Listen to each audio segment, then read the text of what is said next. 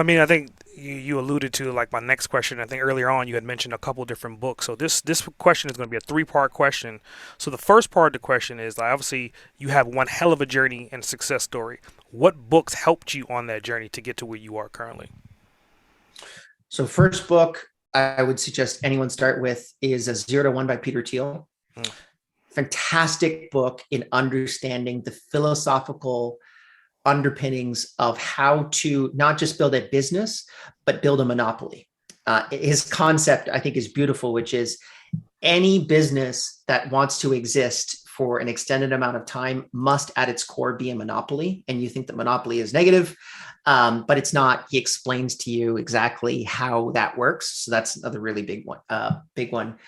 I would probably also say the next one actually would be Remote, which is the book that I've got right up here by Basecamp. So this is a really good introduction to how to work and build a business remotely.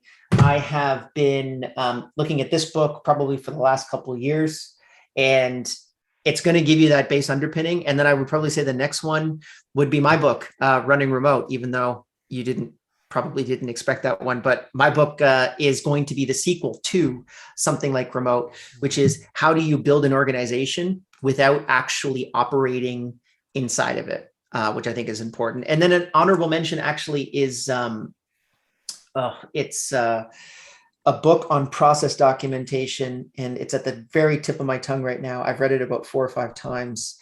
Um, Man, I can't remember what it is. I'll tell you in the show notes.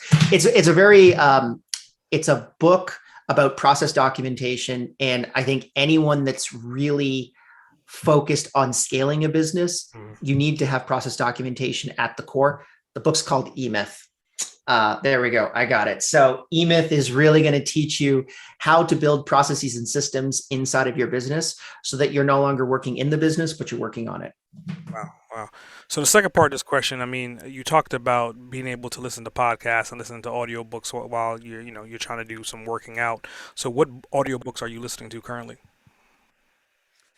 Oh, well, I think actually I just got through a really good one, which was Hardcore History, which has nothing to do with business whatsoever, but a really great way to kind of like disconnect my mind. And inside of it's actually a long form podcast. So each episode's about 4 to 5 hours long. So it's effectively like an audiobook. I just listened to The Explosion in the East, which goes into the psychological mindset of the Japanese government and the Japanese cultural edict and why they were so effective in taking their entire population and kind of reorganizing them on a war footing during the Second World War. And I think that podcast was like 8 episodes, 6 hours an episode. So Wow. it was a really, really long podcast, but highly recommend. Very, very good to kind of get into the deep insights of people. Another one is The Basics of Management. And that's another podcast that I've been listening to on a pretty regular basis. Teaches you how to do one-on-ones, teaches you how to be able to delegate, all of those basics. And they've kind of structured it in a way where the podcast isn't really an interview Mhm. podcast. It's more a instructional training. So it's effectively an MBA course on management, but over about 30 to 40 hours. And I've listened to that one 2 or 3 times. It's really good. Nice, nice. I think to your point earlier, you were saying that history is not really related to business, but I think if you look at like everyone that has historically done something that they could look back and say, well, how did it start? It was based upon somebody else's history. It was looking at somebody else as a mentor and utilizing that. And you're talking about the Japanese culture. I mean, the Rising Sun is a hell of a culture, being that they're just an island, but they were still to this day a powerhouse globally, right? So Mhm. my next question based upon that, I mean, I think you alluded to some of your books. So, talking about the Rising Sun, let's talk about like Running Remote, your new book. Sure. So again, inside of this book, Mm, I studied $12 billion plus remote first companies that were remote before the pandemic.